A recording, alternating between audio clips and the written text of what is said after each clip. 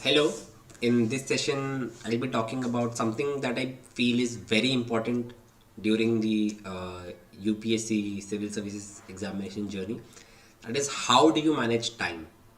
How do you make a good plan and how do you execute it?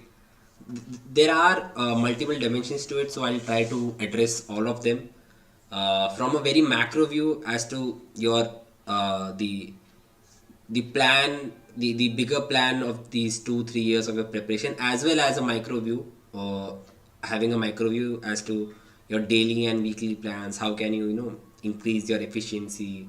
How can you plan in a better way, etc. So I'm Rishabh Kumar Rewar. I got AIR 104 this year. I'm a graduate from IT Delhi from the batch of 2020. Moving on to the topic at hand, it is rightly said that a good plan is work half done. And why is having a good plan, or why is planning so important in this exam? It's because of many factors, but a few that I could think of is, first, that the exam is very complex and it has a huge syllabus and you have a very limited time. So you have to understand the complexity of this exam. You have to cover a relatively huge syllabus and you have to do it in a very limited time. So for that, your effort should be organized. For that, your effort should be directed towards something in the right direction, and for that your pace should be maintained so that you can finish all of that in a limited amount of time.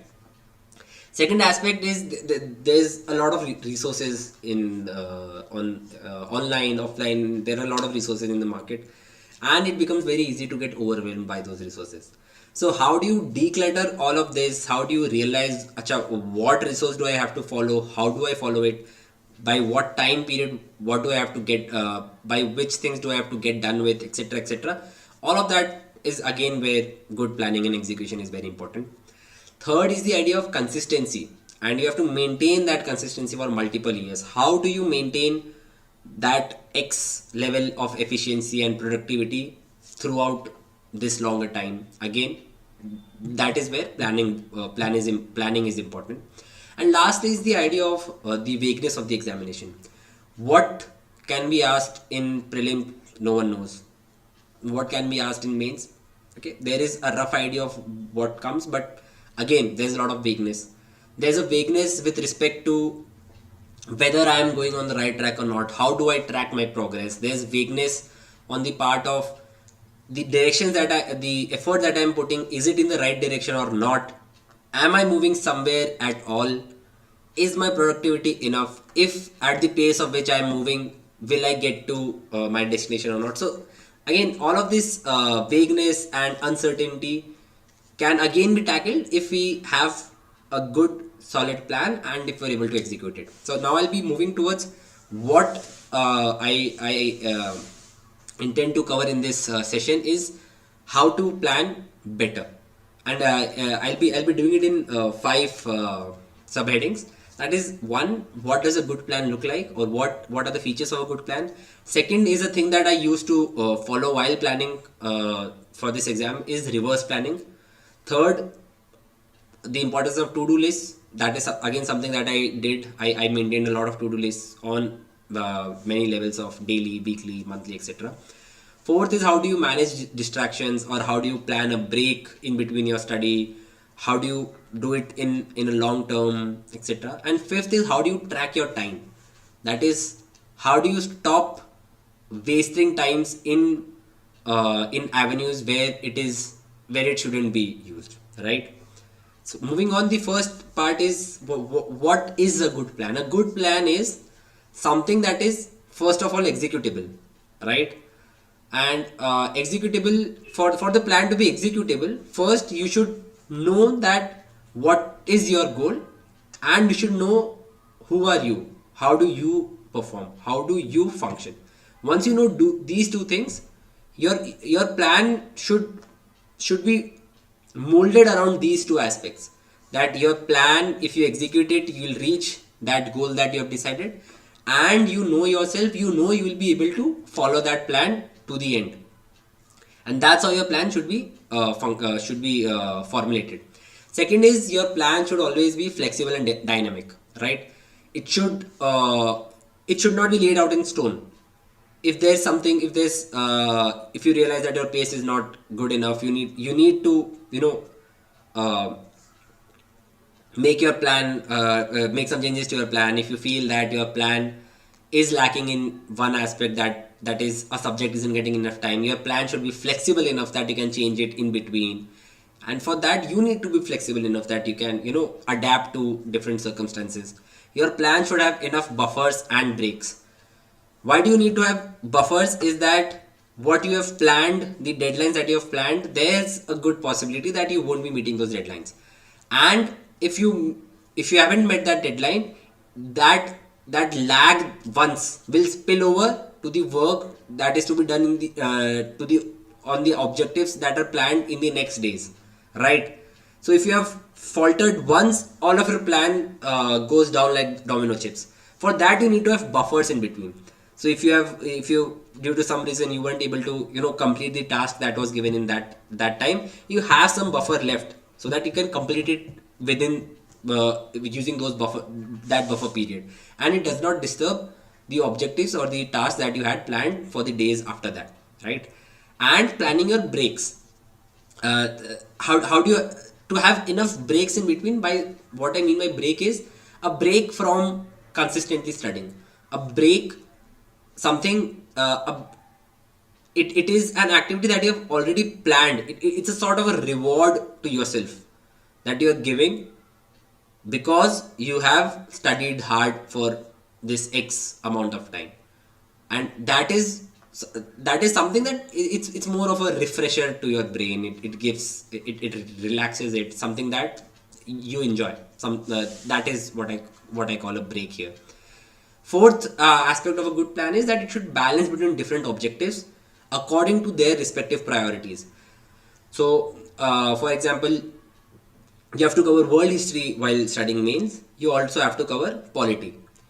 So you can't give both of them the same priority, because world history, the share of the questions marks of world history in mains is relatively less, almost zero from the last 5-6 years. No questions have been asked, I think.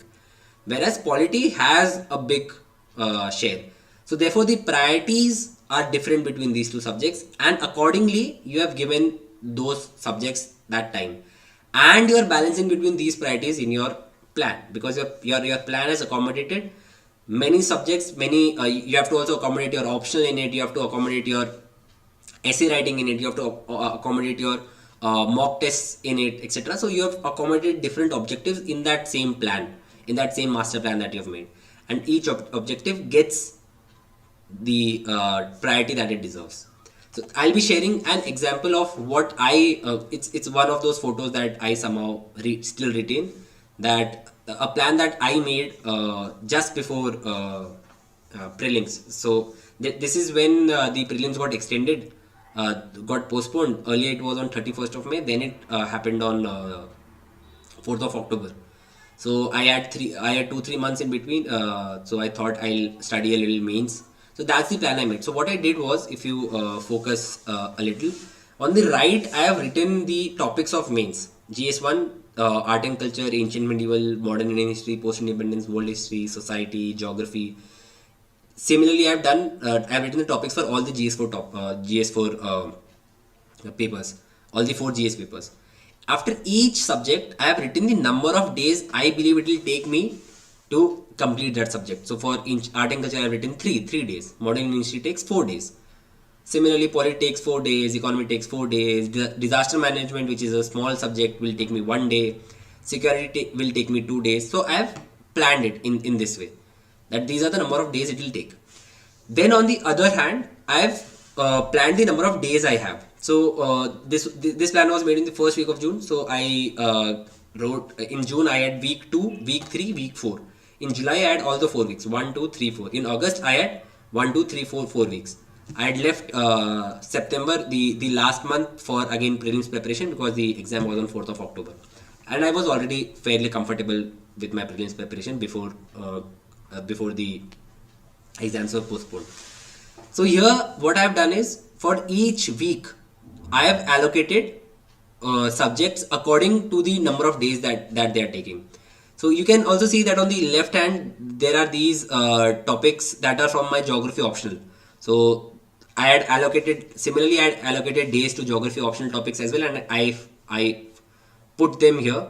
So that for the first 3 days of the week I'll be studying geography optional topics. The next 3 days of the week I'll be studying my GS topics. So for example, here you can see the third week of June. The first 3 days I'll be completing geomorphology, and the next 3 days I intend to complete environment. Similarly, I have put all of these geography optional and my mains topics in this one master plan of, and this plan has a lot of buffer, right? So for example, in July first week, agriculture I've given 2 days. Biogeography and environment geography would have taken me 3 days. So I have here the tasks that I have. They should ideally take 5 days, but I'll have 7 days in the week. I'll have 2 days extra. So that I've given some sort of buffer in each of these weeks. So my whole idea was to make a plan that includes everything, all the subjects according to my understanding of how much time I'll need, have enough buffers in between. Once I've done all this planning, most of the work is done. All I have to do is execute this plan throughout these weeks. So that is how I like to function, and I believe you all can consider making plans like this. Second is the idea of reverse planning. So this is again, I feel it was very important, and it helped me a lot to plan. So what is reverse planning is, you first need to know what's your goal. So for example, if I'm preparing for I've given my prelims and I'm preparing for mains, I have 3 months in between. I intend to cover my syllabus by the end of second month. So if my mains this year is on 8th of January, I started my prelims preparation from second week of October. So I have 3 weeks in October, I have 4 weeks in November, I have 4 weeks in December. So I intend to complete my syllabus by the first week of December. So now I know I have a deadline that by the first week of December, like by 6th or 7th of December, my syllabus should be complete. What all is included in my syllabus? The optional GS, essay, answer writing, everything. Now I need to understand where I am right now. So where I am right now is, I have a good grasp of all the what all do I need to study, where I am, what's my status of each topic, whether how much ethics that have I already studied. So if I haven't studied ethics at all, I need to know that I'll have to put in more time in it. If I haven't written any essays before, I need to know that I'll have to write more essays, so I'll have to allocate more time. So I need to understand where I am right now, where I want to go, and then I need to make a path, and that path would be my plan, and it connects from where I am right now to where I want to reach, and that path would ensure that I'm moving in the right direction and I'm moving at the right pace, so that by the deadline I am where I want to be. Third is the aspect of having to-do lists.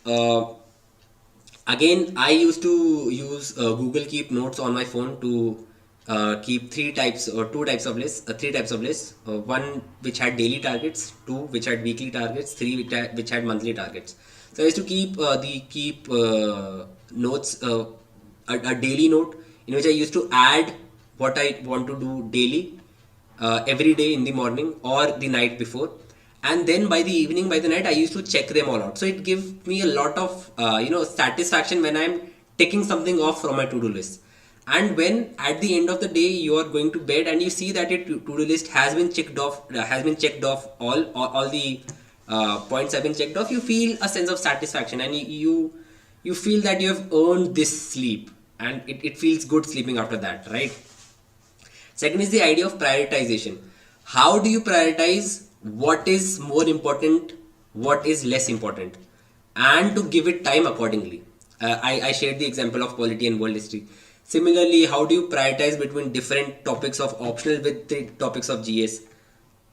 Again, for prioritization, you need to know what is the share of marks that subject holds, and what is your position, what is your hold of that subject. Accordingly, you will prioritize.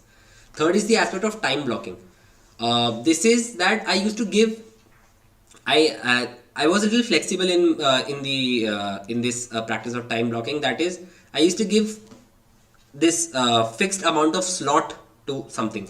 For example, if I have to study environment and agriculture in those 3 days in my plan, so I'll give environment fix 2 days, and I'll give agriculture one day if I feel I'm comfortable in agriculture. I've blocked that time for environment. I won't be studying anything else in those 2 days, and I won't let it spill over to the next day. I have to finish it in that slot. If I feel that it's not going to be finished, if I have if I've spent one day and only 20% of the syllabus of environment has been finished, I'll push myself on the second day so that I can finish it in that slot, so that it doesn't spill over. However, there are many times that things do get spill over, that you haven't been able to meet that deadline, you haven't been able to complete that task in the time that was allocated. Now, what do you do with that spillover? The thing that couldn't be completed, it takes a lot of takes extra time, which might be uh, coinciding with something else, right? Some other task. So how do you manage that? To do that, again, you're keeping buffers, but even if buffers are completed and still the task isn't complete, how do you manage that? That is one thing that needs to be understood while you are making your daily, weekly and monthly targets. Fourth is the idea of how do you manage breaks and distractions. Again, the best idea, or the best breaks are the breaks which are planned. Best distractions are the ones that you know would be happening and you have planned for them. For example, there's a movie coming on Friday. You have been waiting for that movie for very long. It's a sequel of a very famous series and you want to watch it, etc. So you have included it in your plan that Friday evening I'll go for that movie. So that will not break your pace, that will not break your consistency, because it was part of your plan. You are following your plan, and that plan had included to go out and take that to watch that movie, right? And it gives you a sort of refreshment. It gives you a small break from the arduous preparation that you've been doing, right? And it helps you get back into it with more vigor, with more excitement, because all the stress and all the tension has flown out of your body once you have indulged in that activity that you like, that is watching that movie. It can be anything, not specifically watching that movie. Second thing is, one more thing that you can explore is to make your breaks a little productive. If you're taking a break from studying and you want to explore and watch YouTube, you can follow informative YouTube videos, some informative channels, something that will so there are channels like Caspency Report, Geography Now. These are the channels that I used to follow, Geopolitics Now, etc., which give you some idea about what's happening in the world. I was interested in geopolitics, so I used to follow these channels. There are other channels. There are podcasts that you can follow. So there's this podcast called The Echoes of India by Anirudh Kanisetti. I was a big fan of that podcast. It's a history podcast wherein from ancient to medieval history, he gives a very visually very he picturizes those events in words in a way that you feel that you are in that place. You get a lot of extra information about what the society used to look like then. So this podcast I used to listen to when I was sleeping. While I was sleeping, you can listen to other podcasts on Google.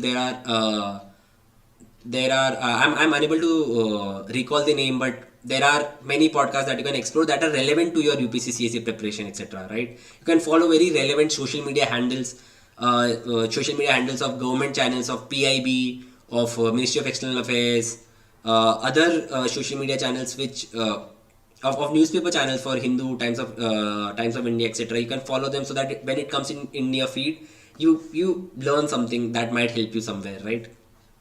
Third idea is to having a break is much better than having a breakdown. So a break releases the stress. A breakdown is when that stress has accumulated for a long time and your body cannot handle it. So having regular breaks is something that is desired. You shouldn't feel guilty for taking that break. It is required by you, it is required by your body. If you don't take those breaks, your body will break down. Your whole preparation in some way might get derailed, right? Fifth is the aspect of tracking your time. So here I used to follow some techniques. So first you have to be very self-aware of your time. That is where your time is being spent. You need to know. There are many hidden time draining things that we do throughout the day that take our time. For example, once once I start watching a YouTube video, there comes some other suggestion and then I watch that, and somehow I don't even realize that 1.5 hours have went by, and then I realize, okay, why am I not being able to do this task that I had planned this day? Because I had spent this time on YouTube, which I did not realize. So you need to track where your time is being spent. Second is the idea of Pomodoro technique. It is a very common technique where it is based on the fact that your focus span is only for 25-30 minutes. So you study for 25 minutes, take a small 5-minute break, again study for 25 minutes, again take a small break, etc. etc. So you can try if that works for you. It worked a bit for me sometimes and sometimes it didn't.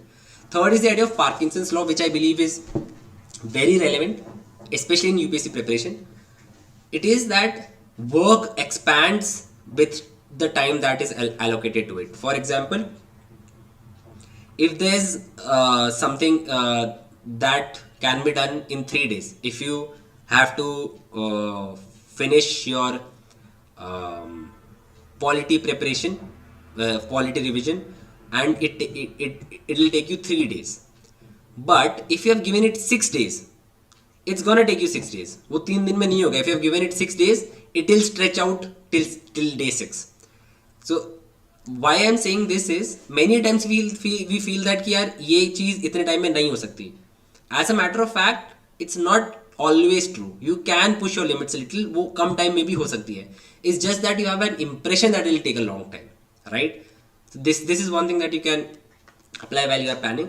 Last point here is that there was a book called Eat That Frog, and there was this idea in it. I think Mark Twain said that if you eat a live frog the first thing in the morning, everything after that would be relatively less distressing. So the whole idea is, the most difficult task of the day, you should do it in the morning. So if you plan on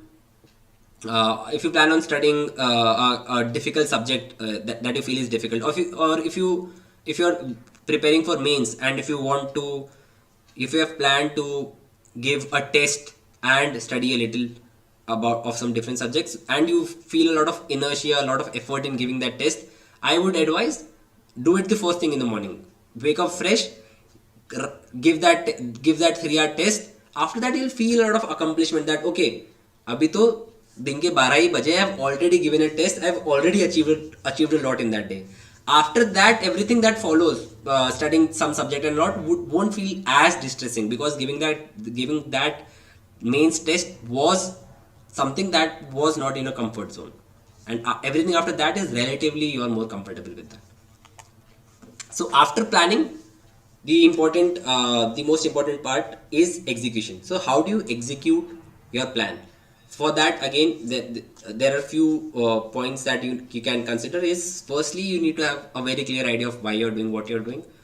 Secondly, you need to have regular positive feedbacks, that once you have finished a task in your plan, you need to get some feedback, that is a sort of reward, that okay, you went out and played badminton for 1 hour.